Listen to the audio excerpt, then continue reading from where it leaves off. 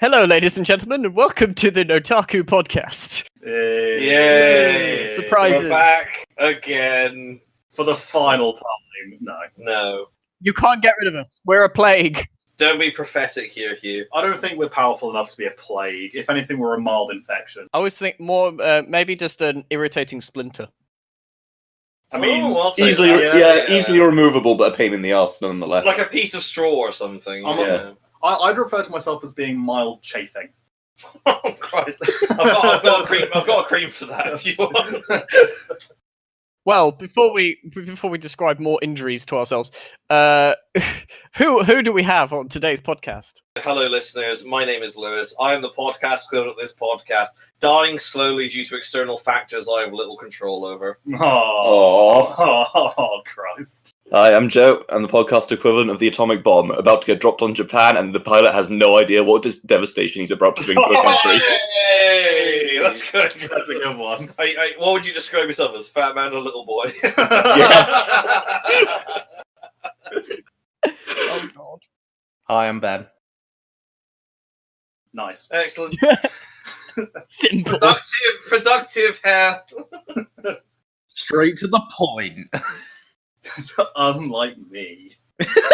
What does that even mean? I don't know. It means that he's rounded, he's blunted. Exactly. He's a big approach for a small Indeed. problem. Are you calling me fat? No. Listeners, you'll like to hear this. We're going to Japan soon. This podcast getting recorded beforehand. And I was asking my dear friend Joe what the situation would be like in economy seating the other day. And he decided to say, oh, don't worry, Lewis, you'll be fine. You'll fit in economy seating lengthways.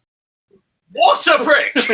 You'll sit in economy seating, silence for 5 seconds, fatty. He could have ended his sentence right there and it would have been sensible, but no, he had to make the extra step and call me festively plump, like a prick. That does sound like me. I prefer the phrase "cute and cuddly." Aw. Hugh and Cuddly is quite I nice, quite actually, I'll like tell that. you that, yeah. They They don't go for that on Tinder, I'll tell you that for free. Hugh, Yeah. introduce yourself, goddammit. Hi, I'm Hugh. I'm the podcast equivalent of Akihabara. I'm just really weird. You're visited by tens of thousands of sweaty people every year. I'll be honest with you. I couldn't think of one because I forgot that we even did this. And then, as we're like, we should introduce ourselves, I looked at Lewis because we're in the same room, by the way, and I went, "Oh crap!" under my breath. I can fit up to 10 stories of hentai in you. There's a lot I can do here. I'm the podcast equivalent of Akihabara. Come to me and I'll sell you anything. Oh, there we go. That's okay. That's okay. I don't know if you could notice, Hugh, but I also forgot we did that. Oh no, I'm aware. I just decided I couldn't be on. Mate, you put the least effort in anyway, so it managed to go under the radar anyway. That's fine. Good. I'm glad to know that I'm still underachieving. And what about our host? Yeah, I'm Alastair. I'm the host of this podcast, and I'm the podcast equivalent of this anime season. Mostly mediocre, but the occasional good bit. Well, I don't really want to pay attention You're to you reaching. until I hear about you playing gay guitar. I'm pretty sure that didn't get picked up on the microphone, but I just looked at Lewis and then my brain just went, "What shit?" And then I felt really, really bad for a second, and then I realised that it was more of a question on It's the new season rather than you. I like how it didn't get picked up, so you decided to take Bring the moment attention to to it. bring it attention to it and explain it was meant to be it. whispered. It is worth mentioning, compared to last year's, maybe not the summer, but perhaps during the winter, it's good to see the cocaine bucket finally ran out over in Tokyo. It seems like people have finally run out of ideas, and this current season is pretty garbage. Oh, there are some, like, I basically described this season as including 3 kinds of shows: exceptional, trash, and my kind of trash. And there's basically no in between at this point, and that's one of the real issues. I would like to quote one of my favorite YouTubers here. Of this season contains crap, more crap, useless crap, and pajamas. Ooh, pajamas. What kind of pajamas? The frilly ones or the fluffy ones? Oh man, So see, nah, not silken. I quite like the sort of cottony ones. I like cottony ones. By the way, that's a quote for a Sims 3 expansion pack. I just don't wear pajamas. You butt naked or you just wear your pants? Naked. Nice. So if you haven't worked this out already, this podcast is about this summer. It's about me sleeping naked. Being naked. Come on! £10 an hour. He's free. He's ready to go. Please subscribe to Lewis's Patreon. £10 an hour, he's free. Wait, what? As in available. He's free to go. He's available. He's Oh, swinging. yeah. He's doing No what one's everyone wants to be. paying He's a £10 man about town. an hour. I got asked this question the other day, or at least I posed this question the other day. You know, you get Patreons of like famous people, or like like Instagrammers, and like if you subscribe to like certain levels of They'll the give you Patreon, this you get Snapchat. Anime girl. Yeah, piss, you get shit like that, you get the extra stuff. You get the tartars and stuff. How much money? Like, how low must you go to like in order to give that out? Where it's like, you give me £15 a month and I'll show you vag. I don't know, Hugh. How much did that bathwater cost you? How much was the bath war? Does anyone actually know? I don't actually know how much it was. I know. think it was relatively expensive. I think it was like $40 a pot as well. Oh, that's all right. Like, I don't know. I'm pretty sure I remember reading an article about this and the fact that a guy actually was able to sue her because There was no gamer girl in the bath war. there was no human DNA yeah, in it. because there was no traces of human DNA in the water. A quick Google has revealed $50. There you go. I'd pay you $50 for half a pint of fucking gamer girl bath war just for the fucking sentimental value. Like, that's pretty alright, actually. If you fling I buy it so that I can make some projectile questions out of it. If you fling a bottle of Gamer Girl bathwater out of a window 20 meters up and you throw an initial velocity Oh, that's our of inner physics 4 teacher meters talking. second at an angle of 30 degrees, how far until it hits the ground? My apologies, listeners. You have to understand, of course, that we're trying to delay the inevitable of actually talking about this anime season when instead of Because talking it's about frivolous trash. things. Alastair, do you want to wrangle some cats here? Do you want to direct us to the things we want to talk about?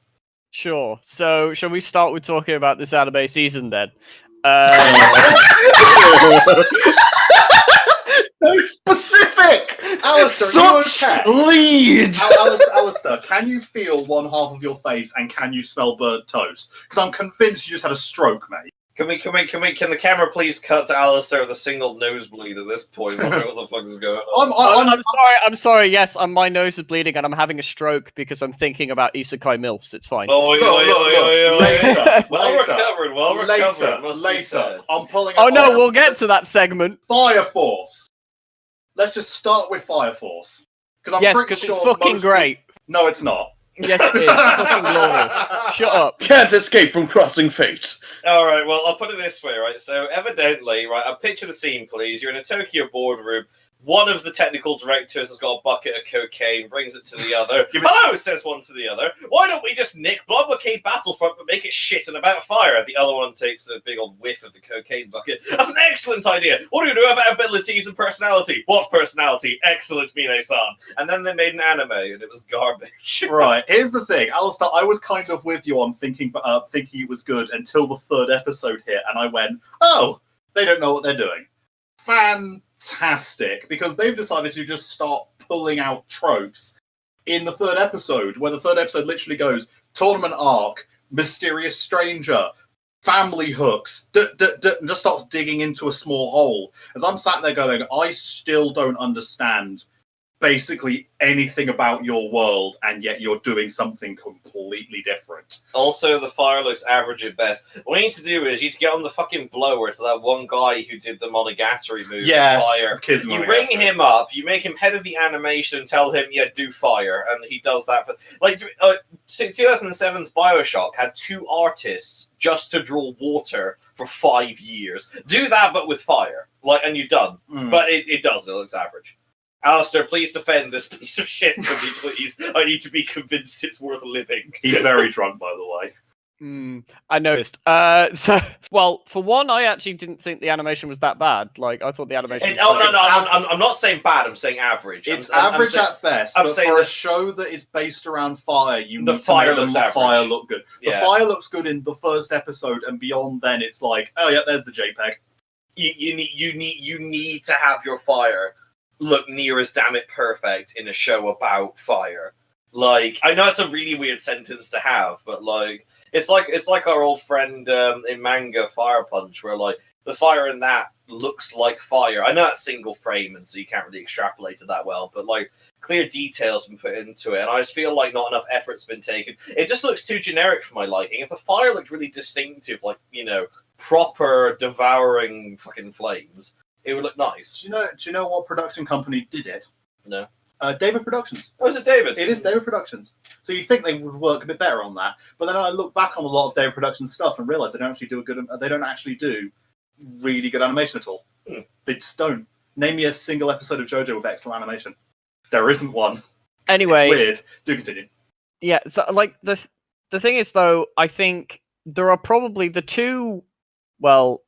probably the three hardest things in the world to animate. One, anime kind of bypasses because the way they do it, but its hair is one. Yeah, I mean, well. Except in 2000, the except 3D modeling industry has been struggling with hair for years. Well, except for in 2001 when Monsters Inc. turned up and everyone went, "Well, that's hair." Oh, that's fucking Pixar, though. That's Pixar, but they had to do and except for the company that does all the Yakuza cutscenes, and for the company that did the Gantz Zero movie. But everyone just politely agrees the hair's okay in 3D, but I do agree in 2D at least. Yeah. Then water is a pain. Liquid really. And then is... KyoAni turned up with free and showed. Yeah, I mean, it's absolutely awesome. What's very noticeable in because with free you'll hire an artist to do all the water, but then in anything with his blood, most of the blood looks like ketchup. Oh yeah, really. What was it we watched? Oh, it was Big Order, the first episode of Big Order, where there's a puddle of blood in the first 2 minutes, and it looks like someone just squeezed the ketchup. What's the third thing, Alastair? And the third thing is fire. Like, those three things are notorious the hardest things to animate. And yes, a show about, which main focus is fire probably should put all of its animation effort into the fire. And it didn't. However, in this situation, I would say probably still the animation of said fire is above average to most fire that I've seen in anime, because most fire in anime is absolute dog shite. There are only probably a handful, if that, examples of shows that have done fire better. Kizu Monogatari's fire was Monogatari's so good, fire is the best. It might as well have just come in my face and told me I was pregnant. I would have accepted Well, it. because it's got that weird sort of cel-shaded style, which makes it distinct from the background and foreground, which I think is kind of required. And manages to do facial expressions and movement and everything I'll admit, the movement and stuff, that clearly is made for a film, but the general sort of cel-shady style, I think they could have been better off. They made it white and red and orange, as opposed to what a lot of fire does, which just does red and orange, yellow. where it's like, there should be white in there. Yeah. White makes fire look good. A lot of awkward fire scenes. They tend to go the darker they go on the spectrum, the worse it seems to get, because a lot of places do like quite going near to blacker flames, which just it looks weird and completely unrealistic. Fire is super hot. Fire should have white. No, it should be really bright. Fire is a bright object staring you in the face. It should be almost white in the center. One thing which I also found quite weird is Alastair. You remember in the first scene of the first episode where they're in like the train station, the train catches on fire? Yeah, because like clearly someone paid attention. Well, the original author clearly paid attention to the uniforms, because the uniforms are black and blue, which are clearly meant to contrast with fire. But it feels very strange because most of the environments are all the sort of yellowy brick colors you'd expect from Eastern European architecture. It strikes me as strange they didn't also try and go for a more muted white, black, sort of blue color palette for the rest of the environments to make the fire look better. I know it's really bit. I think I say it's a nitpick, but it's like it's like if BioShock didn't bother to draw its water well. Like it's the main thing you're going to be looking at. Anyway, I feel like I'm fucking tearing the animation they show to pieces. But like the thing for me is that like writing wise, have you seen Blockade Battlefront? I've only seen what we watched in anime. We watched anime, 2 years ago. Yeah, I recommend finishing it. Yeah, the first season. The first season's very good. The second, it's really weird because the first season's not based off the manga, but the second season is, and the second season's actually pretty garbage, but the first season's very good. So the director knew what he was doing. But the thing is, I would, to an extent, I'd argue that Blockade Battlefront does a very good job of establishing a bunch of very weird superpowers with a superpowered hero who feels like an everyman, whereas I feel like there really isn't a decent everyman role filled in Fire Force. And like, there's a bit at the start where, like, I mean, they showed tits in a shower scene, but that's whatever. But there's a bit where there's a bit where they're suiting up and they go, "Here's this person's ability. Here's this person's ability." It's like, well, they don't even show their ability. They just say first. No, they say what it is. They say second generation That's what they pyrokinetic, tell you. third generation pyrokinetic. They're all pyrokinetics. That's the point. First fucking rule of like any Show kind of don't writing, tell. show don't tell. Great. Meanwhile, in Blood Blockade, they show you their abilities, then explain to you what the name of the absurd thing they just did. I think it's a knockoff fucking Blood Blockade that doesn't have as much inspiration behind it. I think I really, really liked it up until the third episode, where it just out of nowhere started going a bit weird and generic. I don't quite understand why it did it, because I quite liked the first and second episodes, because I think they're different and interesting. And then out of nowhere, it just kind of starts doing anime tropes for the sake of doing anime tropes, and don't get quite why it was doing it. Like I like the world a lot. Yeah, I would agree with you on that front. Is definitely the third episode is the weakest of the first 3 episodes. The thing is with the third episode, though, I'm probably not really going to make a judgment completely on the show until I've seen the 4th episode, because the 3rd episode might just be a blip. Because the first 2 episodes I thought were really, really good, and I enjoyed them a lot. And to be honest, I am enjoying the show in as far as extents. Okay, it may not be the most, complex in writing show or whatever, but because all intents and purposes, it is a shonen. However, it's one of the more better written shonens in the sense of it's on the top end of the shonen list rather than the bottom end. I will always argue that claiming that something is a shonen is always a problem, because to me that just sounds like you are going, hey, this thing isn't very good, but don't worry, it's because it's a shonen. Whereas I get the feeling that a lot of authors use the fact that they're a shonen to cover up dingy writing by just going, oh no, it's fine, it's a shonen. Well, okay, it's the comparison I make to the fact of you have, let me just take something from Western media, for example, and go, it's like saying, I'm going to compare Merlin to Game of Thrones, which are 2 completely different shows that are trying to aim at 2 completely different audiences. But they're not the same thing, whereas shonens always veer around the same idea but do different stories. But that's what I'm saying. That's what I'm saying is I'm saying that you can't, like, a lot of there are a lot of what I class as shonens. What I class as shonens are things that obviously like One Piece, Fairy Tail, all that stuff. And then you get the other kind of shonens. You get like My Hero, Soul Eater, all of that stuff. It's interesting you mentioned Soul Eater, actually, because I believe it's the same creator. Yes, it is the same writer.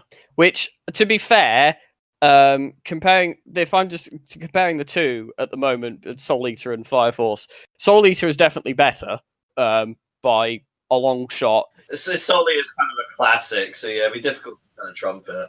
But the thing is, I think this is the problem you have with a lot of writers, in the sense of a lot of writers seem to have one thing that they do that is significantly better than everything else that they do, and that's because that's where all their best ideas go. So obviously, this like Soul Eaters was the guy that wrote this stuff was obviously his best work, and he's probably never going to write anything that's going to top it anyway. So that it's you see it the same with other things, like the person who wrote Toradora. After she wrote Toradora, she wrote a thing called Golden Time, which is I really far... like Golden Time. You're a fucking weirdo. I like Golden Time more than Toradora because I think it's more interesting. I'm different. You're definitely not wrong, Alastair. I agree with you that a lot of people will default to that thing, because that essentially becomes their kind of meal ticket, and that shows in all forms of media. You've got your actors who become famous for one type of role. They reprise that type of role and everything. Ice-T will forever be the angry black man. The Rock will always be the giant athletic dude who is playing a buddy cop film for some inexplicable reason. Jack Black will always be the goofy musician. Yeah, that's just bad casting, though. Well, just going back to Fire Force, though, for me, it is the show that I'm watching this season that I'm just enjoying as a thing that I don't have to really think and just Oh, that's Dan Matchy for me, but there we go. The Dan Matchy is a different thing. It's like the show that I'm just enjoying as a nice, fun action adventure thing that doesn't require me to think that much. I'm also watching the dub because Funimation is simul dubbing it, and the same day. So to enhance the fact that I'm watching this casually and not Any noteworthy names? any dubbers? worthy names that are in it. Angelina Jolie's in it. Really? No. I was like, what? You fell for that. Hugh, so She was in Beowulf. No, Hugh, mate, you can't do that. He's been trained by me, who will tell him facts for about 90% of the time, and then 10% of the time will tell convincing lies. Yeah. He's been spoiled by me. As I just said, Hugh, she was in Beowulf as an animated lady as well, so. Yeah, but Beowulf had like Sean Bean in it, so it's one of those things. What the fuck even is this sentence? Accept your loss, mate. Cut the fuck off. I don't know. I don't know at this point. But anyway, Fire Force is, as I say, it's okay. It's just like If you like inspired. If you like Shonen, you'll really like Fire Force. If Shonen grates on you, you're not gonna like Fire Force. It's very much a weird in the middle one, isn't it? Where it's like it's not the best shonen out there, but it's definitely above average. I would say it's like My Hero Academia, where it's like, do you like shonen? Then this is a good example of shonen. Do you not like shonen? Then stay clear of it with like a 10-foot box ball. So basically, just whichever camp you're in, just stick to your guns. You're probably safe. basically. Don't try and broaden your horizons. But here's the thing, like you said, Alastair, that is the show this season that you can just watch and switch off to and just enjoy it for it being it. For me, that's Dan Machi, or Is It Wrong to Pick Up Girls in a Dungeon? Second season after like 4 years waiting. Oh yeah, I remember when that first came out. Yeah, like here's the thing. You know how I said earlier at the beginning that things are either trash, my kind of tracks are excellent? This is my kind of trash. I straight up watched these first 3 episodes of the new season of Dan Machi and went, yep, it's as bad as I remember, and I love it for it. Because it is so not well written, but somehow makes itself interesting to me because it's just got super fun characters. See, I don't think I'd describe it as bad, because despite the overall thing is, as you say, not the greatest written thing in existence, like, it's character-driven, and the characters are fantastic, and so... They're just fun. That's not bad writing, because the characters are well-written. It's just the story isn't. That's the thing, though, because I'd argue writing has to be a combination between plot, characters, and setting. And I'd argue that the setting for Dan Machi is pretty not good. The characters are really fun, and the story isn't particularly good. The tone is all over the place at times, but it's got really fun characters that I enjoy watching, with the exception of the main character, who is boring. In this order: tone, setting, characters, plot, make a series of. But there you go. That's the whole point, isn't it? Whereas I like Dan Machi because I like his characters. I think Belle is the weak link. I really like Hestia in terms of the idea of having to, having gods being down on Earth and having to deal with the fact that where Hestia is from? Yeah, she's a god. I've seen her in other pieces of media. Yes, there's also also known as Ribbon Girl. Yeah, the boob ribbon. Yes, I see. Right. Bestia. Or my favorite way of phrasing what that piece of clothing is actually called: plot thread. I just refer to it as the boob hammock.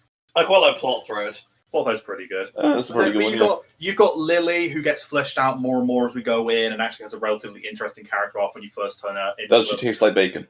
Yeah, she does taste like bacon. Yes, you've got no mistake. Bacon. You've got Welts, who just works really, really well. Mikoto turns up and later on becomes really well. And later on, we'll meet some characters like Haruhime, is a really fun, interesting character that I really like. And I think this season's probably going to end with volume 7. I think it's probably going to do 2 volumes. Because, I don't know if you know about this. Do you know how many volumes the first season of Dan Machi did? Is it like 5? 5 volumes. It shot through it. It did the 4th volume in 1 episode. It was really fast paced. Whereas this time, I think they've sat down and gone, right, 6 episodes per volume. Let's just do it like that. So we're going to get volume 6, which is the one we're currently on, which is the War Game with Apollo, and then we're going to get volume 7, which is the one that when I first read that and went, I have no idea how they're going to adapt this into an anime because it's all set in a brothel. Cool. And I have no idea how they're going to do that because anime does shonen battle manga. Yeah, but it's weird. It does ecchi, but it never does sex, and it's going to be very weird to suddenly have them tiptoe around the idea of having a show. I mean, So does Konosuba. It had a brothel. It did, but it had like a magical succubus brothel, whereas this is just a straight up, you pay, you fuck. It's like straight up. Just be open about it and alternate between episodes of anime and hentai. Yeah. just go really fucking balls deep in it. No, it's like halfway through the show, it just cuts to black and go and watch this show on Pornhub. Yeah, no, I like that it doesn't even cut to black, where it continues, but all is on screen is 16 pixels with voice acting. There's not even voice acting, it's just Senpai! Falcon! Kami-sama. I sound like an opening, right? Yeah, really. That's our dubstep opening. That's the new Area 11 song. Don't do that to me, man. They've reminded me of a good thing. But this is the thing. Like, I remember watching the Dan Machi spin-off that aired on. It didn't even air in the UK. It was on Amazon Prime. The anime strike it was on, and then Sentai. Then it aimed on Sentai Filmworks. That would have been 2.5 years ago. Yeah, High Dive. And I remember thinking, I really like the first season of Dan Machi. Watched this spin-off and went, why is this spin-off garbage? And then I realised, that's because Dan Machi had interesting characters and fun characters, and I had time to sit with them. Whereas this doesn't, because it just kind of assumes you already know them from the show, from those, 1 or 2 cameos they appear in. It's interesting to see the sort of like ways these sort of shits fail. Do you know what I mean? Whereas the second season comes back, and it's almost as if it's very weird. After 4 years, you'd expect them to do like a recap or something. It kind of does the most tiny of recaps, and then just randomly goes, "Wow, I absolutely love being in the dungeon, don't you, Belle? Yeah, I do, Lillian. Well, thanks for coming with me." And then the story just happens. And I'm just like, well, it does do a recap. It does there's episode 0, which is a recap episode. Yeah, but no one watches episode 0 unless they've got absolutely no. Yeah, but they did a recap episode. But episode 1 has no recap. It has like tiny. Yes, that's what episode 0 is for. Recap episode. Why would they put recap in episode 1 when they've got an episode 0 that's recap? Yeah, whatever. I think the idea is just that if it was necessary for the rest of the season, it should be in season 1. Well, the thing is, it isn't, though. It isn't necessary for the rest of the season in the sense of, like, I like the fact that they've done a recap episode separately, because it means for people who've, let's say, rewatched the first season recently, as me, being one of those, that I don't have to sit through a recap that I don't need. So what you're saying is that it's good they've done a recap episode because you don't need to watch it. No, it's good that they've done a recap episode that's separate from, like, the actual, like... So, like, they've called it an episode 0, and it's its own thing. So it's just recap, and it's nothing else. So for those people who need to watch the recap to refresh themselves can, and those people who don't need to watch the recap because they've recently watched season 1... There's a really good recap of Dan Machi. Do you know what it's called? No, Dan Machi. It's called season 1. just watch the first season. Again. Anyway, there we go. I like Dan Machi. Like, if you like the first season of Dan Machi, you'll like Dan Machi. It's just as good / bad / trashy / fun as the first season was. Just they've slowed it down slightly to let kind of normies. Well, not even that. They've slowed it down slightly so they don't run out of content. It's not even that. They've got like 14 volumes they can go through at this point. They've slowed it down to let the fight scenes do more of the talking now. So the fight scenes are a lot quicker. I rewatched the first season of Dan Machi a little while ago, and the fight scenes are laser quick. Like, they just like, fight scene done. I'm like, wait, what? Until like the final episode, then they have like a really long extended fight scene over like over an episode. Whereas this season's gone like, nah. Fight scenes can last like 5 minutes now. That's fine. Man, it sounds like that fucking trash fire of an anime Monogatari that I fucking watched a while ago.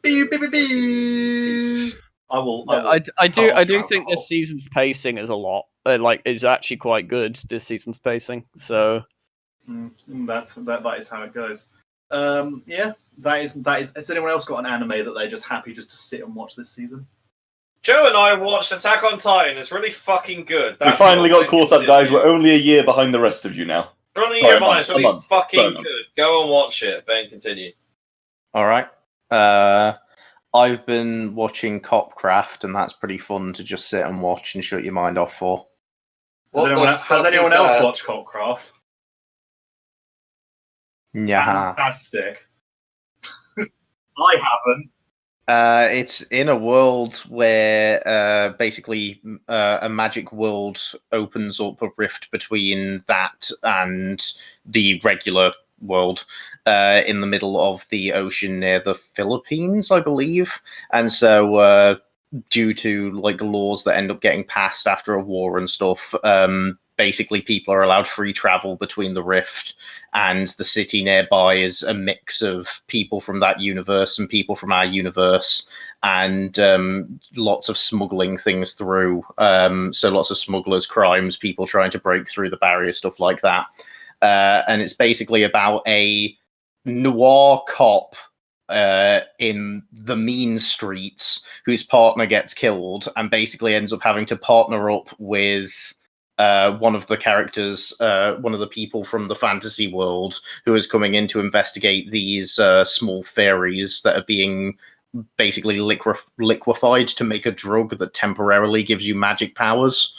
And just this cop and this character that is by all means pretty much a Knight Templar, and the contrast of their worlds and them working together and not realizing how things work. Like, she pulls her sword out and charges at a guy, and the guy's like, what the fuck are you doing? He has a machine gun, and then has to pull her into cover and stuff.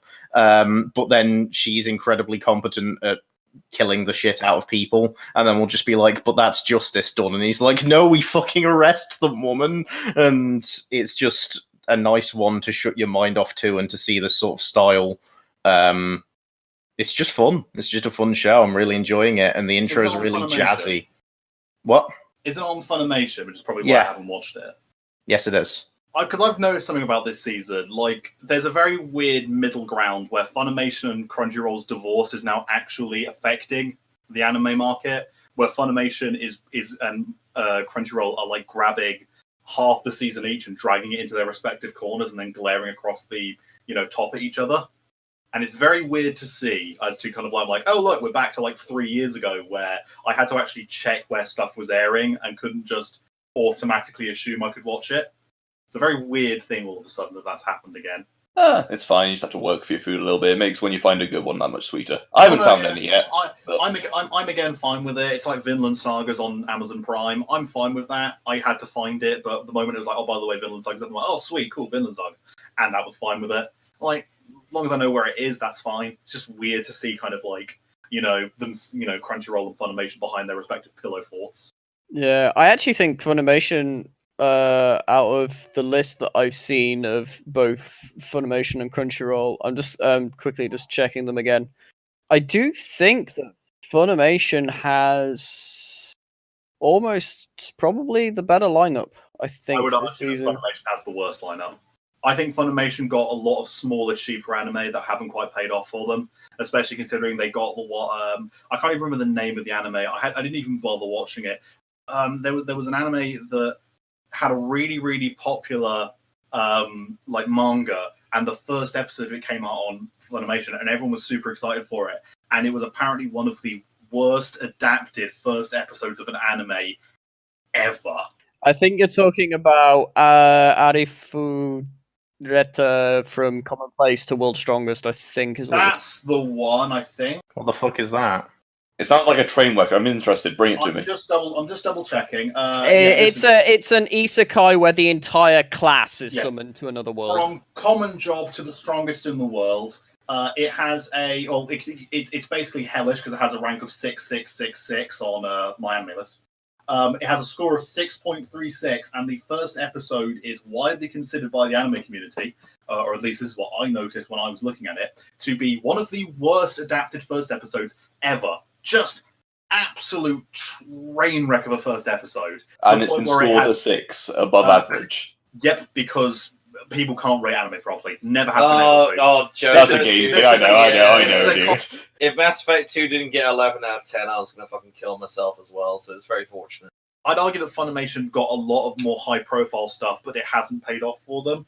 I just argue that this season's not very strong. I think a lot of the really, really high-profile shows this season have just kind of fallen on themselves. Yeah, I mean, I'll agree with you. It's not just Funimation. Like Crunchyroll's gone two of the most high-profile things. Like I think you can get right now another entry from the Fate franchise, which was awful, and Oh, God, yeah. Doctor Stone, which is kind of good, but Doctor Stone is excellent. I've Right. given up Have on you Dr. given up on Stone. Doctor Stone? See, Yeah. I still think Doctor Stone's excellent. I think we found our next talking point, bud.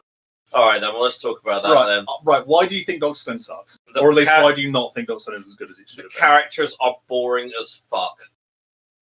Yeah, kind of. I mean, there's kind of, and then there's like it's funny if you disagree, man. But like, I can see where you're coming right? from. Okay, you got Dr. Stone himself, right? You got the wee little fucking spring onion kid. Okay, his character is science and science. Yeah, I guess. he unfortunately has not had much character development. You've got the moron. His character is moron.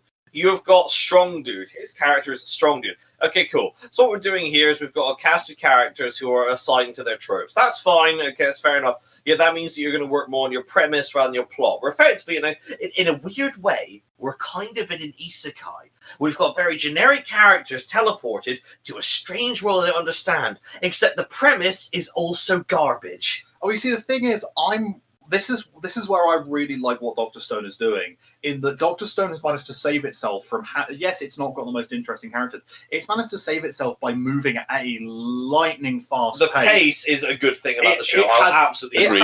It has put itself into fifth gear and gone. You will not think about the fact that our characters do not work well, because we are going to go from plot point to plot point quick, but not so quick that you're not given time to think about it. We are 4 episodes in now, and we have had a wonderful arc that has worked really well. It's a good opening arc, I'll admit. Right, the thing is, I'm perhaps being strong with my language. I've stopped watching Doctor Stone. I don't think it is a bad anime. I don't think it is a good anime. The point I'd like to say is that so the characters are generic. Can we agree they're at least fairly generic? 100%. I think that's fine, yeah. If we agree the central premise of the show is basically, what if people with stereotypical anime powers were put in a prehistoric situation, were told, get to modern society, okay? As in, you've got the stereotypical, very strong jock. You've got the stereotypical anime fighter. You've got the stereotypical, I'm a science kid, right? Okay? And stereotypical girl. A stereotypical girl. You put them together and you go, okay, you've got anime powers, make society, okay? That's your premise, right? I don't think the premise is strong enough to warrant an exploration with these generic characters. Which is why I like the fact that it's going at lightning fast pace, because it doesn't give you time to sit and think about that. It goes, right, we're doing this now we're doing this now we're doing this now. It's just but not so fast that at any point I'm like, I don't understand what's going on. Evidently, Hugh, I've got a far greater brain than yours who can comprehend the sluggish pace of this program. So yeah, I do apologise. Me. I like the fast-paced things. Get your Attack on Titan with a slow-ass pace. Yeah, I was going to say, bring in my Doctor Stone and my Black Clovers with a fast pace. Get my best ever anime opening of Attack on Titan season 3 out of here. Yeah, the really dreamy opening. Oh no, I hate the dreamy opening. The dreamy opening. I really like it.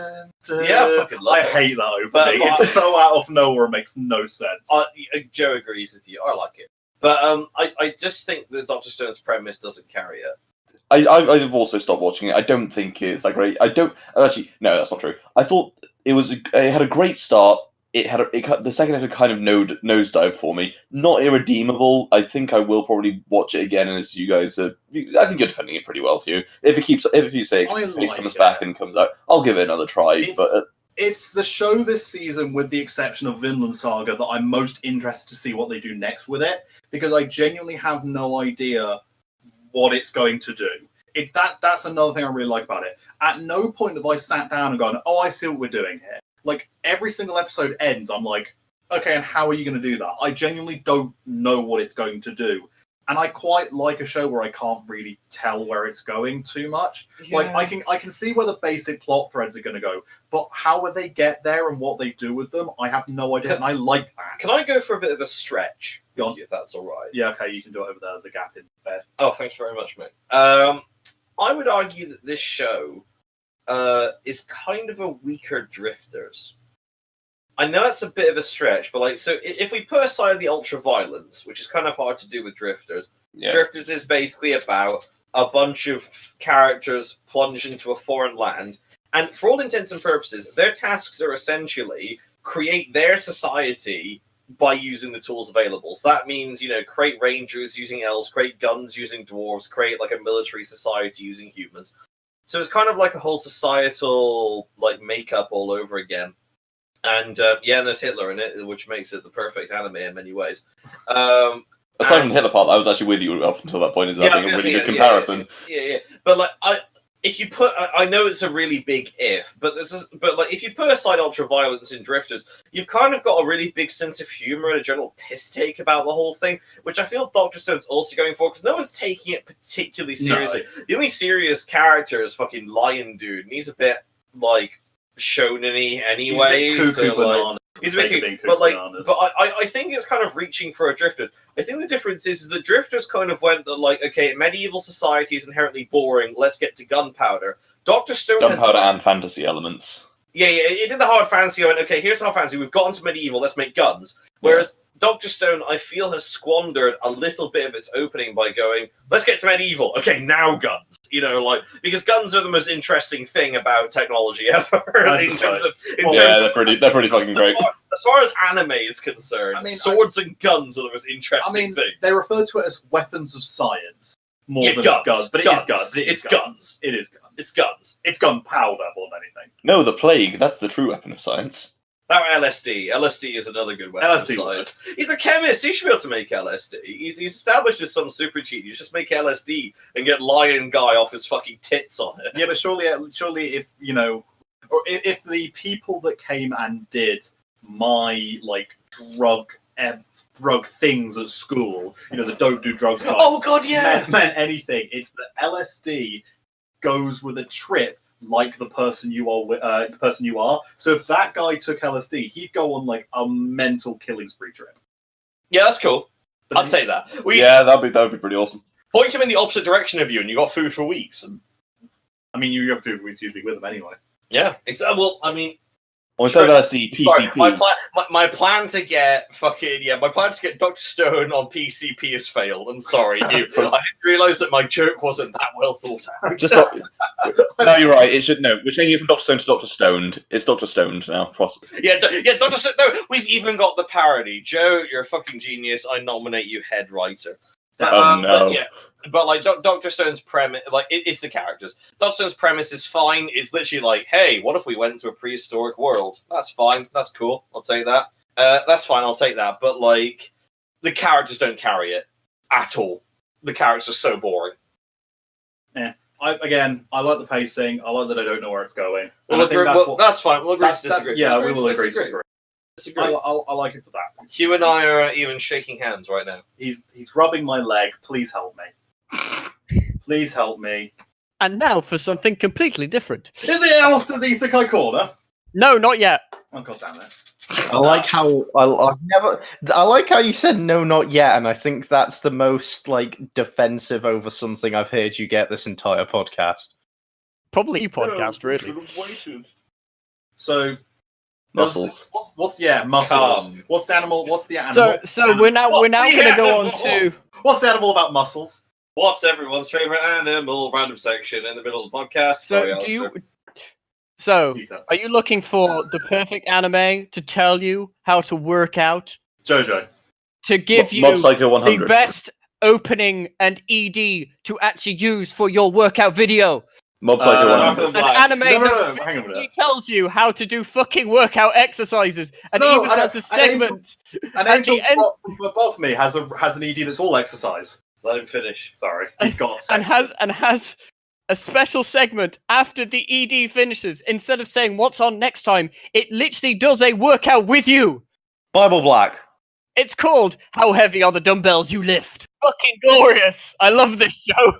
Is this anime quite literally asking me, do I lift? Yeah. Do you even lift, bro? Do you even lift, Master Wayne?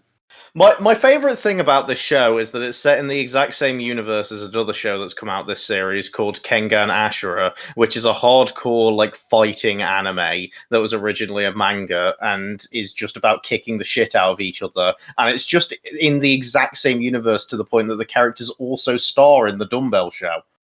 and they just show up in the gym and shit. And it's like, what the fuck came up that these two shows were conceived in the same universe? And everyone was like, yeah, fuck it, yeah, makes sense. Yeah, but someone just sat down. Like, this is a show that is part of a growing trend of shows that sat down and went, but what if we just made a show out of a fetish? And just did that. They just sat down I'm and went, surprised you're not all over this, Hugh, with your back muscles. yeah, but the problem is, mate, back muscles in real life and back muscles in... Anime. Damn it, what's the show with the zombie train? Anime. Oh, you mean Canabari of the Iron Fortress? It's not exactly what it's Arpeggio Blue Seal. called. Arpeggio Blue Steel. Cabaneri of the Iron Fortress. There's a difference between Cabaneri... Well, Ben said you did. No, I thought it said Cabanaptry or something. Carbonara of the Iron Fortress. Carbonara, yeah. Carbonara of the Iron Yeah. Fortress. Spaghetti Katamari Carbonara, Dynasty. Katamari Dynasty. Spaghetti meatballs. Of the Iron Fortress. No, like, there's a difference between those two where it's like, those back muscles are well animated and make sense to the plot, whereas these muscles are just like, hey, do you want to buy our anime where these girls are quite literally coming over muscles? That's a thing you should like. Come on, look at it. I mean, we did the same with Baki. Come on. Yeah, We enjoyed that. No, the thing that I think is like, okay, yes, this show has fan servicey elements to it. Okay, haha, Or so does fan every service single, element. so does every fucking anime on the planet. So Yeah, Vinland Saga's full of tits. You can't say that about the Norsemen. it's called like fighting fan service. Jesus Christ, there's more than one type of fan service. But the thing that's kind of like got me hooked on the show is the fact that it's not got a plot. It's not got like the characters are interesting, but the whole point of the show is they've taken a very simple thing, which is doing basically telling you different workout things and how to work out and how to diet and how to like do all of this stuff, and they just put it in a show really educationally in a kind of interesting way, and I just love it. And the fact that the details of the whole thing, in the sense of the opening is literally a workout video, the ED is just, also gets you fucking hyped. It's just like everything about this show is just so bright, like keenly designed to do this one thing of like get across muscle, like fucking exercising, and it just makes you want to go to the fucking gym and exercise. To be fair though, Alastair, you are a big fan of shows that do educational things, considering your last year's like top anime. Well, yes, I like things Cells to at be Work. educational. Yeah, Yeah, I like I- things I- to be educational. I get the feeling as a result this show was kind of made for you, where it's like it's a fan serving educational show. This is just Yes. you. It's been put on a plate, it's been handed to you, you've just gone, thank you, eat a dakimasu and stuck your face in it. A And I'm show happy where you for can take man. something away from it is always good. Like, actively you can walk away with this anime with something and know, hey, I've took something away from that. I And- took away that you could just flex and make all your clothes fall off. But then again, all Shokugeki no Soma told me I was going to say, lots of about animes food. do that, and it's always glorious. Do that with food. I was gonna say, I fed people my food, and no woman's clothes have ever fallen off in front of me. Just men, and that's somehow better. But at the same time, I yearn for gender equality. I must say, I wish I could have been there for the conversation they had in the boardroom where they were like, right, we want to show about muscles. What do we put on? And it's like, well, we could go for men to really show off like the muscles because they can be topless all the time and stuff. And then there's just someone sat in the corner that's just like, I don't know about you, but I appreciate a good old ganguro. And The thing then, is, though, there's only one muscly bloke, and the rest are all with. yeah, but the muscly bloke's like ultimate muscle chan.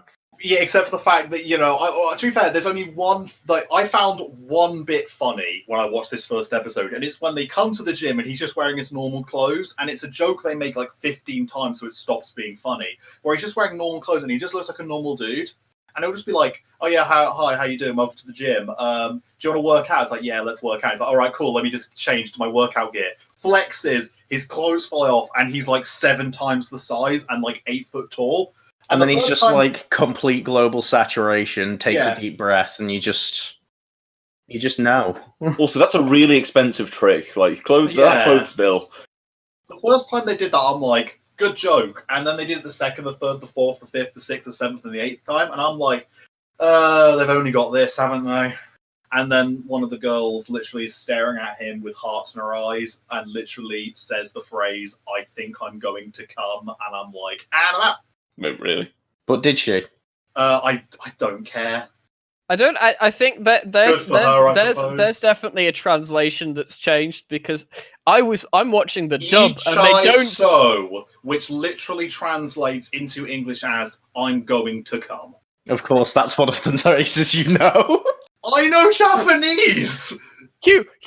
The thing is, I didn't get that line because I'm watching the dub, and she doesn't say that in the dub. She says, "I've already come." Guys, we already had the conversation last time about the different dubbing things.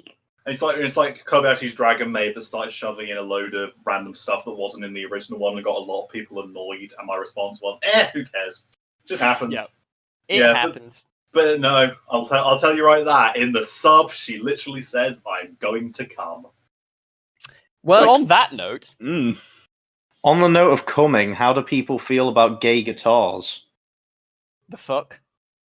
Ben, you're just watching shows no one's watching again. Separately, It does seem to quite be that fond way. of both of those things. I quite like a Stratocaster personally. Gibson, men, really. No, Yeah. to be fair. So no one's been enjoying a little bit of Given.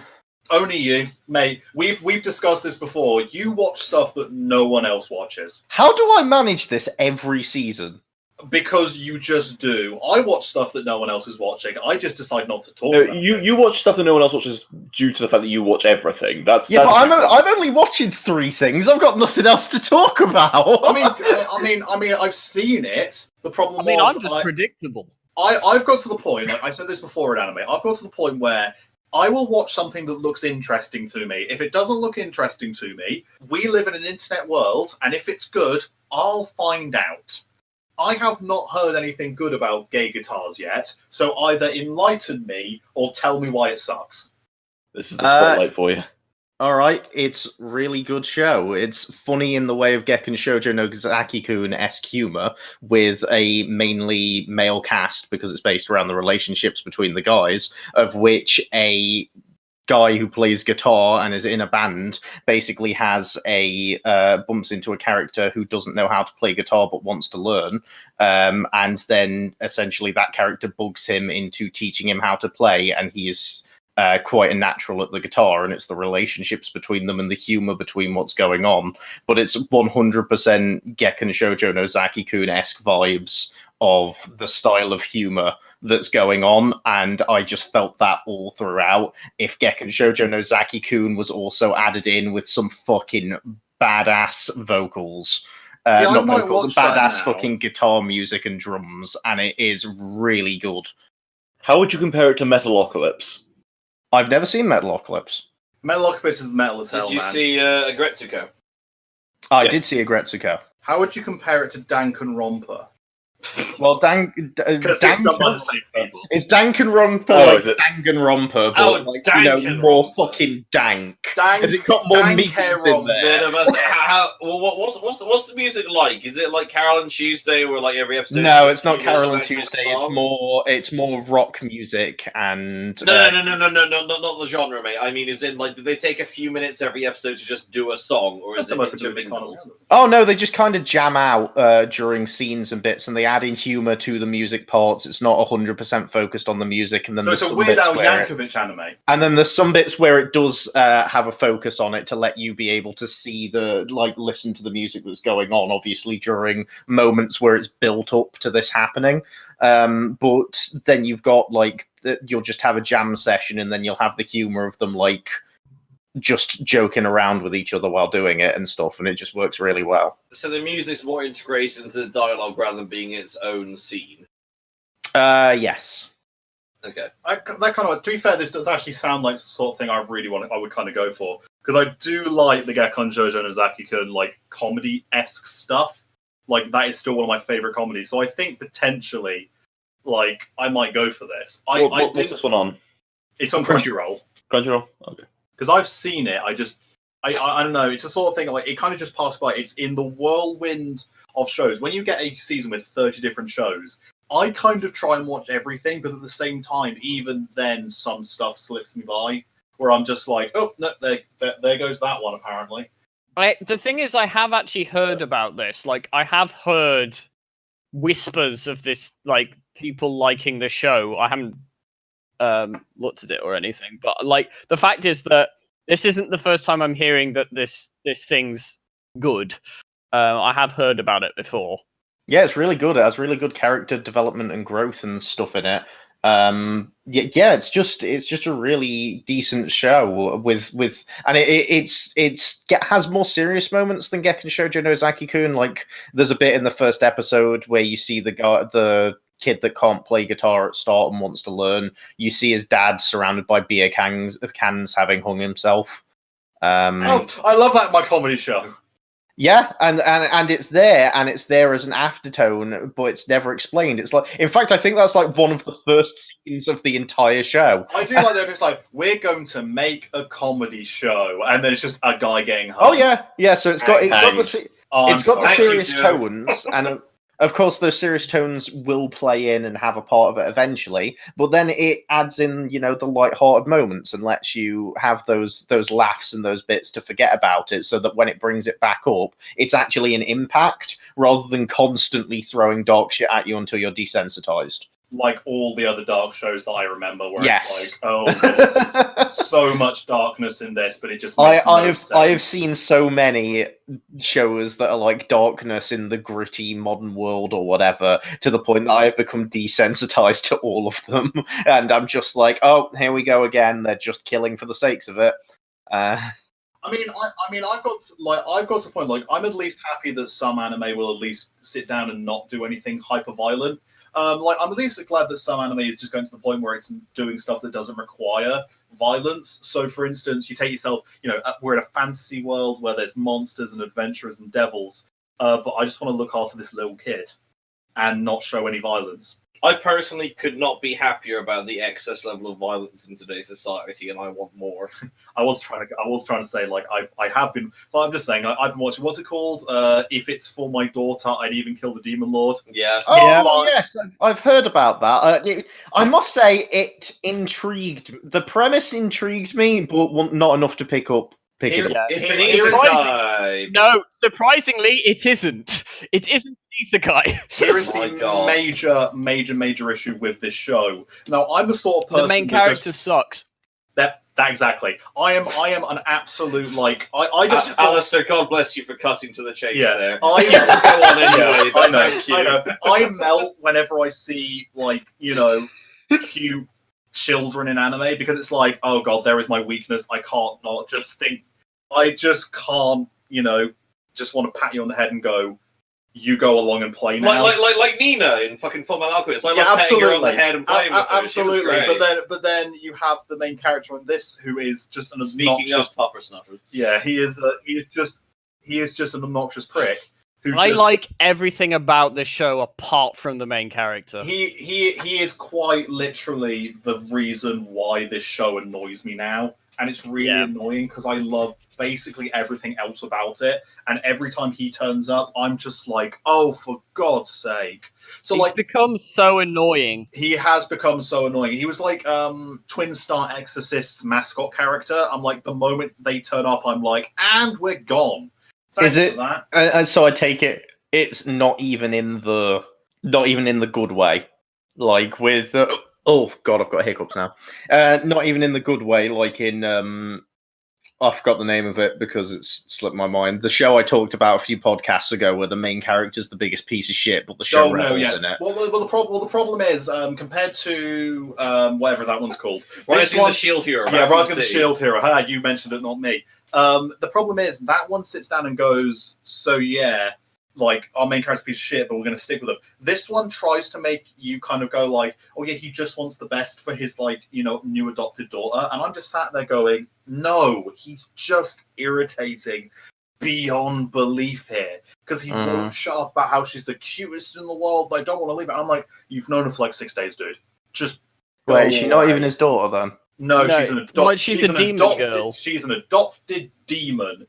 Who looks like, who's the only difference between humans and demons is demons live for longer, and have horns. That's it. Oh Christ! It's like that fucking ufotable thing where the fucking demons used to sleep more, or whatever the fuck it was. Demon Slayer. That garbage. Oh, Demon Slayer is still going, by the way. It's 24 episodes. Oh, great. I mean, I like the fact that there's a couple of 24 episodes still going, and we haven't even bothered with the let's check back in on Demon Slayer, because I'm the only one still watching it. Good. Yeah, it's just so. Well, we've also like not talked about Fruits Basket, but I'm like, well, we don't need to. That's because I've given up on Fruits Baskets, because Fruits Baskets became too shoujo for me, and I now genuinely have a toothache. So is. Well, I'm just like, I stopped watching Fruits Baskets when it sit down and when this guy's problem is he's too hot, and I'm like, and I'm gone. Like, this is just too hot here. I'm just like, I don't want to deal with this anymore. I So mean, have you decided seen not the to. weather at that time of year in Japan? Like, he's just too hot. We're about to on Wednesday, And he can't take his jacket off because that would not work. Yeah, it wouldn't go with his pants. But yeah, is it time for Alastair's Isekai Corner or Hugh's Isekai shit pile, depending on whose camp you subscribe to? So Joe's I out. guess it's that time of the podcast where we bring back the fan favorite segment. by fan demand, aka Alastair commenting in the videos. I was going to say, is this I ask a random question at the end of the video again? No, Hey. That'd be good. this is welcome to Alastair's Isekai Corner. It's a really small corner this time. Oh, Jesus Christ, there's filth everywhere. Oh, oh my God, word. it smells. Oh. Oh, what's that discharge? Oh god, I hope Alastair, that's can you filmed. move the body pillow? We're struggling to fit as is. Oh my god. Cue there's jingle. so There much isn't bad one. manga. Oh, my Hens Lots have of roosters, geese have ganders. Alastair likes isekai and trash. Hens have roosters, geese have ganders. Everyone loves Alastair's Isekai Corner. Summer MILF edition. Yay! Oh, Jesus Christ. Right, Alastair, I'm going to let you have the first word on this before I tear this show apart. Literally one word. You're going to sell it to us in one goddamn No, word no, for the no. English language. No, this is Boobs. fucking Milk. right. So Milfinito. Mother, That's a Originally- nice Dark Souls 2 reference. I like that. Mojito. I like that. I gotta try and please you as much as I can, Lewis. I can't do this because I can't even fucking start. No, so Well, originally, let's start talking about Dark Souls 2, asshole. Sorry, continue. it's the best Dark Souls game. Oh, for fuck's sake. Alistair. We originally said on a previous podcast that there are many isekai this season. And they all So my plan was to watch a few of them and bring them to Isekai Corner. One problem was, as I watched 3, one of them, which we previously discussed, turned out not to be an isekai. The other one, no. Right, little kid. Demon Lord. Yeah, little kiddie one, which I thought was going to Alright, be an isekai, wasn't one. Then, of course, there was another one I watched, which turned out to be absolute shite. Which Is that Isekai Cheat Magician? or Yes, something? it is actually shit. Thank you. I said this first episode, and everyone didn't believe me. Do continue. So I'm going to talk about the third show that I watched, and I was going to plan to watch this because I can actually talk about this from a different angle because I've read the first 2 light novels. So I actually kind of knew Alistair, what how was good. big is your erection right now? Alistair, that was a great euphemism for having sex with a mother, but you can continue anyway. So this is the thing that I want to... So if you haven't worked out by the many things, I'm talking about... This is when I need the full fucking title because Just it's say long. You don't know. Yeah. You just call it Isekai Milk. Yeah. It's called just Isekai Mills Isekai Milk. or Do You Love Your Mother and Her 2-Hit Multi-Target Attacks? No, I don't. Wait, is that supposed to be a euphemism for breasts? Because that's shit. Right, so this show, the premise of this show is essentially, if you haven't worked it out already, is an isekai where the main character gets transported into a video game with his mother. Of course, this isn't just the main character. The whole point is that this video game is designed in such a way that it is meant to be a thing that's been organized by the Japanese government to try and improve the relationships between... I thought you were going to say Mother- increase the birth rate. No. What, by putting mother and son in? Let's be honest here. I wouldn't put them past it at this We point. need to increase the birth rate, but decrease the gene pool. I'll never forgive the Japanese. This is within the anime, not like real life.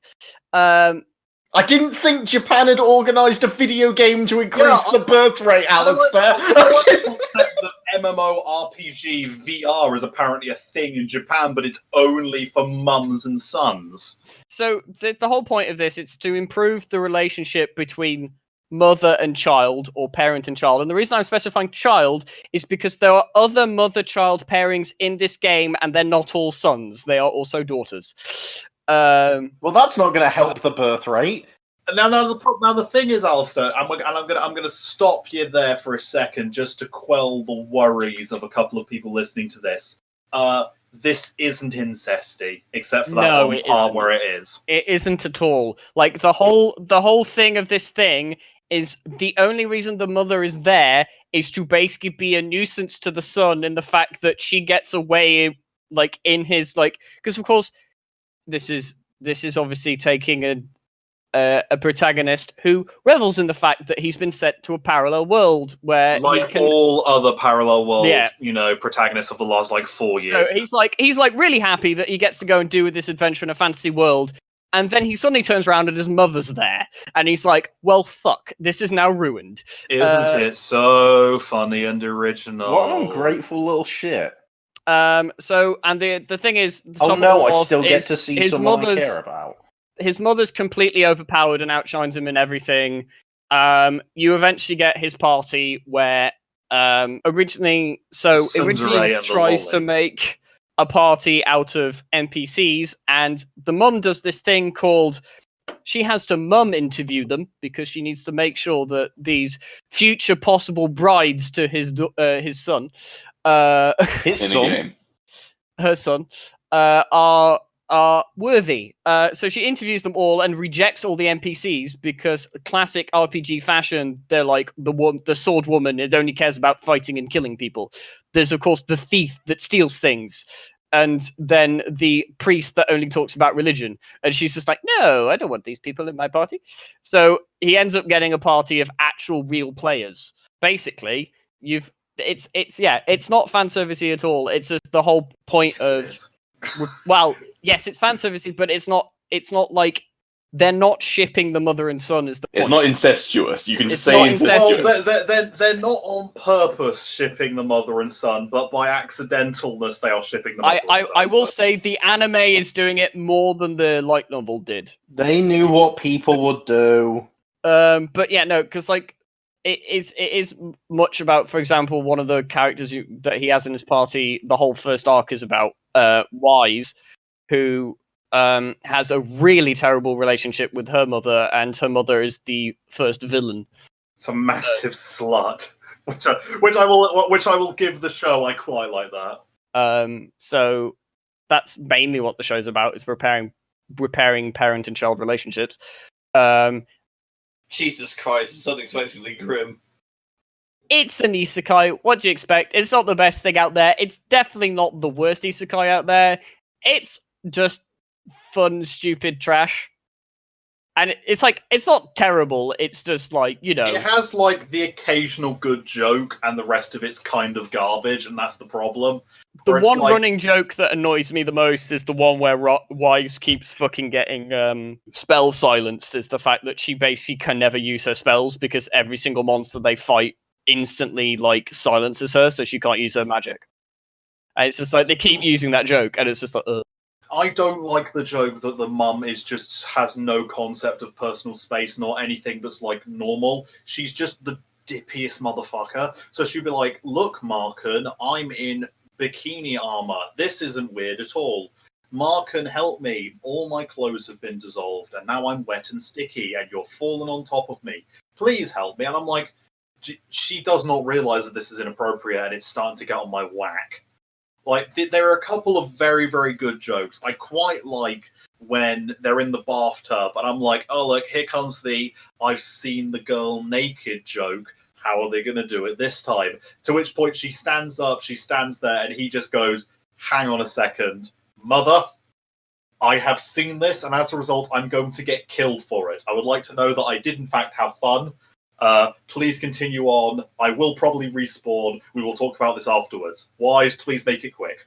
And I'm like, okay, that was funny, I suppose. And then she starts giggling and goes, ha, I'm too good for that, and then runs off crying. And I'm like, and it's boring again. It's generic trash. Yes. the thing that I think with this show that this always happens with a lot of light novel adaptations, and the thing that I can actually talk about because I've read it. One of my favorite bits about the light novel is actually the relationship between Wise and the main character. Like, they have some quite decent banter. However, I've already seen that they've cut some of those scenes out already, and it's like, so yes, they're focusing more on the mother-son bit rather than the other characters, which, okay, is fine because it's an anime and you have to cut shit out, but it's just like, why, like, some of my favorite scenes just won't be in it, which is annoying, but I think they've sat down and gone, we need to make this more fan servicey for the sake of making it more. Yeah, they've fan-servicey. definitely done that. It's like they're putting the emphasis on the fan service rather than the actual, like, character scenes. We have taken a weird twist where suddenly anime has gone, yeah, fan service between the mother and the son. That's fine now. And, like, am I the only person? Like, because no one has quite said this yet. It's weird, right? Like, it's straight up weird. I'll say absolutely. that. Like, 100% it's weird. It is weird, but no one else is saying it, so I'll say it. I'll take the flack. It's weird, but it's. I mean, to be fair, they've been doing fucking brother and little sister shit for fucking ages, and that's weird as well. I don't know. I think it's weird in a situation where they're not supposed. Like, if Alastair says they don't sexualize the mother-son thing, then I don't think it's really that weird, and we shouldn't be looking into the medium as the second we have two family members together, we yell incest and say it's a weird fucking thing. No, but the problem is, like, I'm not doing that. But then when you have literally the second or third episode where she is naked, and he is literally it's lying when you on, sexualize the mother. It's when she's literally being lied on top of by him with his face in her tits, and I'm just like, you know what you are doing. At no point is the director / writer / whatever going to turn around to the anime community who are making MILF effing jokes, going, "Oh no, oh we didn't expect this to happen. Isn't this awful that people are making jokes about this MILF wanting to f the boy?" MILF effing? Do you mean mum shagging? I'm like, please don't do this. Don't, as they watch the copies fly off the shelf. Not since the bombing campaigns of 1942 as a more designated campaign to get the birth rate up ever happened. The problem is, it's the best isekai this summer, and that is saying a lot when it's still really bad. The problem is, I've always said this. Well, I've always said this. I said this recently, and I've kind of decided to stand by it. If you're an isekai, you unfortunately, at least if you're standing in front of me, you get compared to either ReZero or Konosuba. And if you can't stand next to them, you go away. If you're not funny and interesting, if you're not funny and entertaining like Konosuba, piss off. And if you're not intriguey and dark and different like ReZero, piss off. Yeah, the problem is now with isekai is like ReZero and Konosuba, and I would agree with this, is like I put them in a league of their own almost compared to the others, because it's just like they are vastly superior to any other isekai that is out there. I would make a quick devil's advocate for my boy Sword Art Online, but first season's good. So it's pretty good. But yeah, anyway, I think we've got enough mileage out of mum fucking the anime. So who's got more hilarious isekai content now? It's this corner. I think that's the only. That's the only isekai worth talking about. Yay! Welcome. Fantastic. Well done, everyone. We made it through the corner. Well done. It will be back in 3 months' time. Everyone take your shoes off and leave them in the corner. We made it through the sticky discharge. I mean, I've got something that's kind of being transported to another world, and that's Kanata no Astra. Oh wait, is this Astra Lost in Space? Yeah, Astra Lost in Space.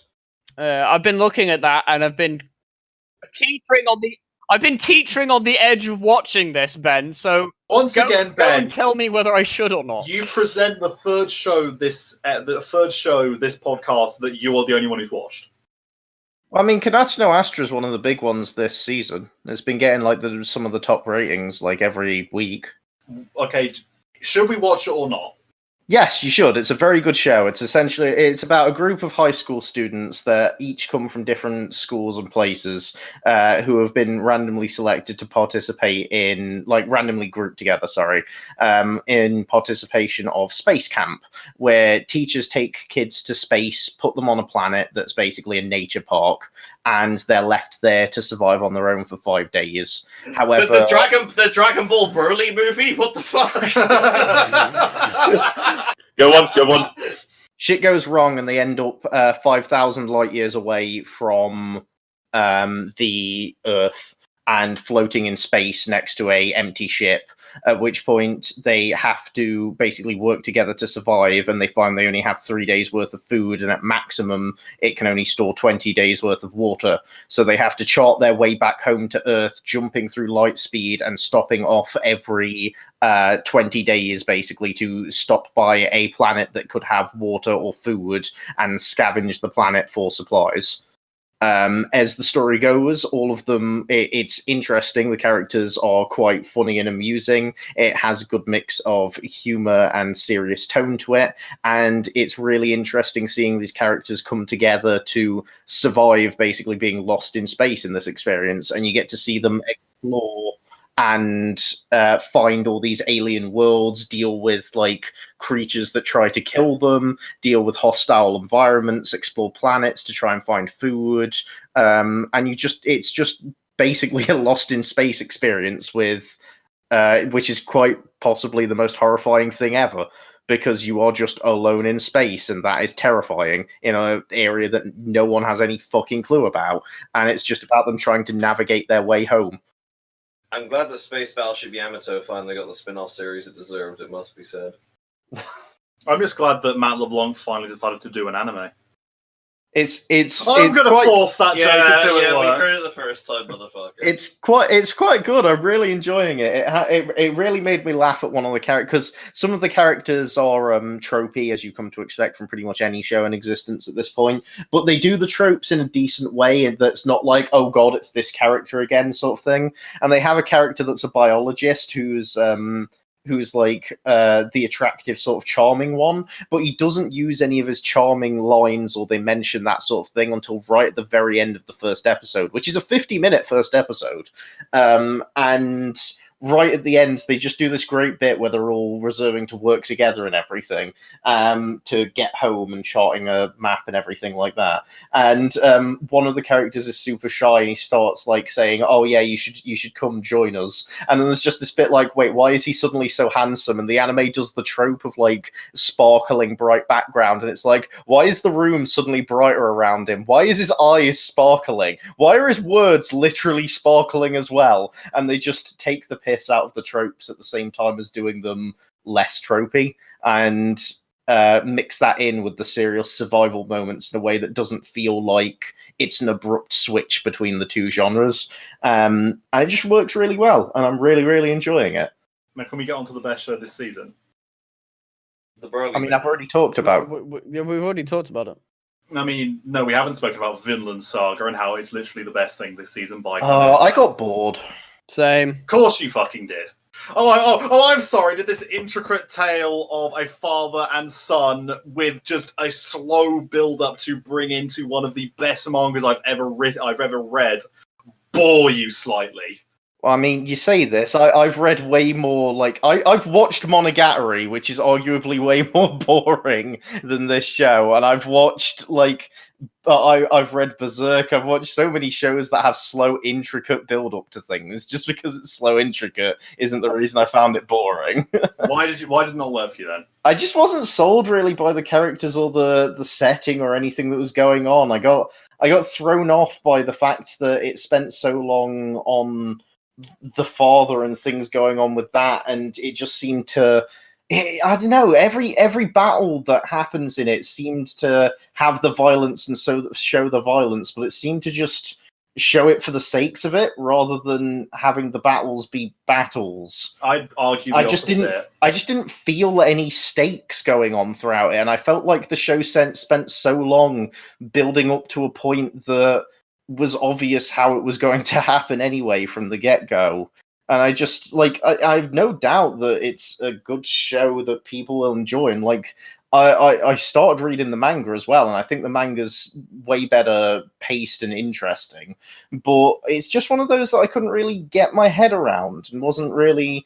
I don't know, I just don't think it worked for me. The Viking setting and everything around it, all the people in that, couldn't find myself interested in the characters or what was going on in that sort of scenario. And I feel like, I don't know, it just felt like another one of like, oh, here's a thing where we're going to show this going on, like if we'd have done it with knights, and it's like, like I can see why people like it. It's not hooked me. It's not got my grips in, and I feel like it's my fault because I let you guys hype it up like mad last time, and it just wasn't really as good as I expected when I kept going in. You see, I hyperly disagree with you. I think it is better than basically anything else airing this season because it sits down and takes the time to establish what it needs to establish. It at no point wastes any time, but at the same time, it at no point feels like it can sit down and go, right, if I don't, if I sit down and don't do this right now, we can get to the bit faster. And it sits down and goes, nope, I need you to know about his dad. I need you to know about why he does this. I need you to know about the world they've inhabited. I need you to know about the past. I need you to know about the people that he's dealing with. I need you to know about all of this so that when everything suddenly happens and when the plot actually ticks over into its second section, you feel it. It needed to do it. And I love the Viking setting because it's something completely different and new I've never seen before. I don't feel like it's just randomly been doing it because whatever. I get the feeling the guy who's writing it and the guy who's directing it genuinely love this setting and wants to do something in this setting. This is not a setting that could be done anywhere else. It has to be a Viking setting because it's putting itself in a Viking idea. It has Viking concepts, ideas. See, it's coming off the other show that's on Amazon as well, the Viking show they have there, and I just feel like that does the setting and Viking way so much better. And you see, I don't like Vikings though. Oh, I like Vikings. You see, I don't, but that's not an anime, so that's a different one. I think it works. It has the sensibilities, is the word I was looking for, of Vikings. It needs to be a Viking story. And I am always for a show that sits down and goes, I'm going to take the time to do this because you need to know this properly. You need to sit down and listen to me. Like Fate Zero does a really good example where it goes, no, shut up. We're going through backstory for 50 minutes because you need to know this stuff. Shut up and pay attention. As Lewis put it earlier, you are here to impress me, not the other way around. So shut up and sit down. And I'm really liking that about Vinland Saga. And the 4th episode of Vinland Saga just blew me away completely. It has one of the most emotional scenes of anime this year, just fully. I still think that it is going to give Dororo a run for its money for anime of the year if it carries on, at least to me, with the quality that it currently has. And I'm sorry to hear that you're not enjoying it, but it is my thing. This is the thing that I adore. So I think, at least for me, and for people who have like a similar taste to me, it's gonna work wonders for you. See, I don't want to give up on it because we like a lot of very similar shows. We have incredibly similar tastes as far as most things go. And I love shows that do world building and the build up to stuff. Like I love Fate Zero, I love Monogatari, I love anything that gives expedition and build up and growth before the scenes happen. But I don't know, there's just something with it that's not clicking. And like I say, I can see why people think it's a great show. Maybe give it some time. And well, that's what I'm saying. I'm not gonna drop it, but I think I might wait for it to be finished and watch it in one go because watching it week on week is not working. You see, I genuinely do think it is the best thing this season by a country mile, and this is a season that has got shows that I am enjoying. This is it. This is the show that every single week I am going to be sat there waiting for. I cannot wait to see what they do with this. I really can't. Like, I've decided essentially that every time they do it in the anime, I read up to that section in the manga, and that's how I'm doing this now, because I genuinely want to see where it goes. I want to see where it goes, but I want to see all aspects of it. I want to just take as much of Vinland Saga in.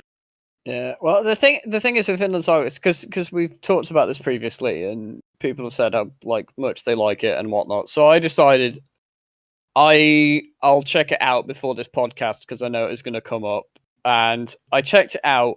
And the thing is, I found myself continuously looking at how much was left in the fucking episode because I was like, "Oh, please be done." And like, I don't know. I don't know what it was.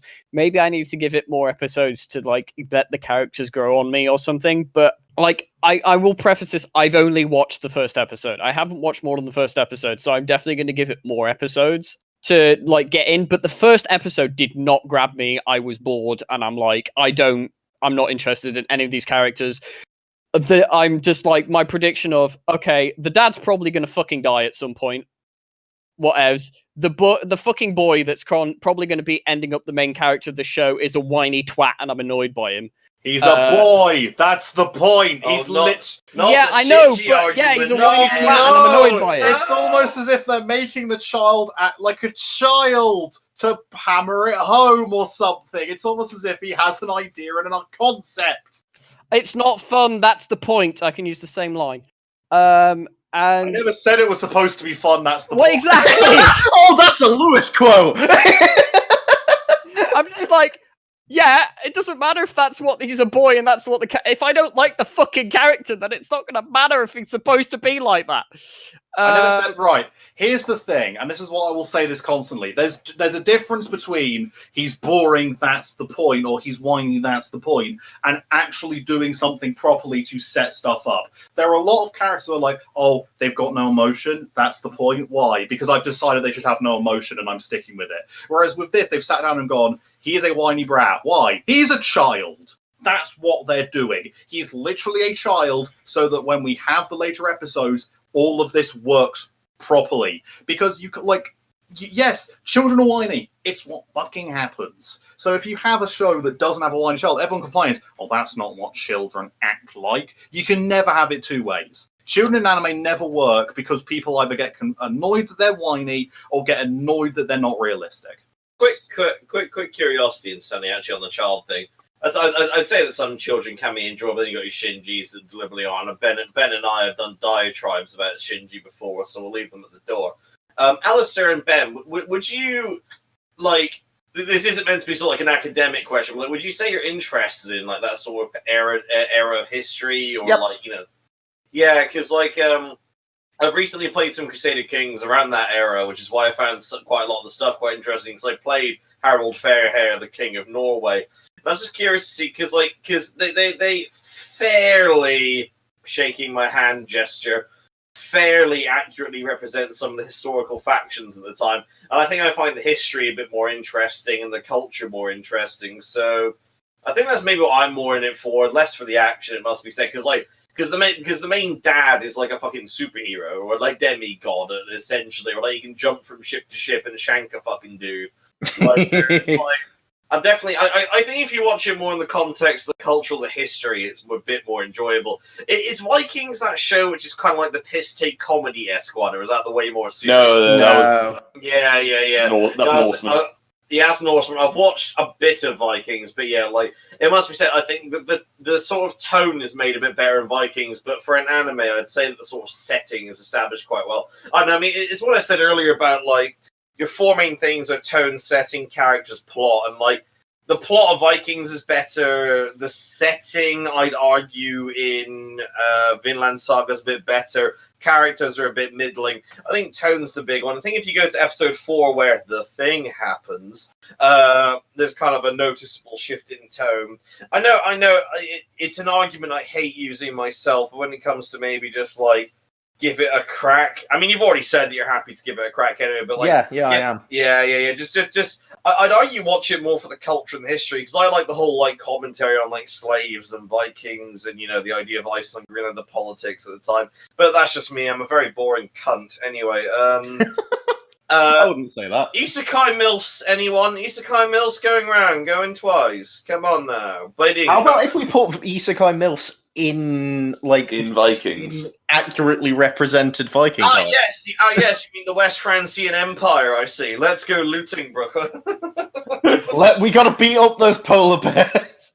Right. So you find yourself in the strange land of Nottinghamshire, or in a strange fat man's flat. He wears glasses. He's a lovely man. I love you, Pete. And he sits you down and he makes you watch a film about a franchise you've never seen before. And I watched the Dragon Ball Z Broly film around. You slut! What do you mean slut? Why am I? We were going to watch that. I've been telling us to watch that for ages. Have you? Sorry, you weren't as persuasive. Joe's just like, you fucking whore. How dare you? The basics of it were, I mid-tabled recently in a Dragon Ball trading card game tournament, so we agreed to watch the Broly movie. And it was really good. It was about two autistic monkeys beating up an even more autistic monkey for 40 minutes. It was really fucking good. It's a really good just Superman flick, is the best way I can describe it. It's just three people beat the shit out of each other for 40 minutes. Sandwiched in between is some funny dialogue to set up the sequences. And it's very rare of me to say so, but it was just nice watching retards punch the fuck out of each other outside of a classroom setting, obviously. Yeah. And I just I think there's something to be said for really well maintained autist on autist action, really.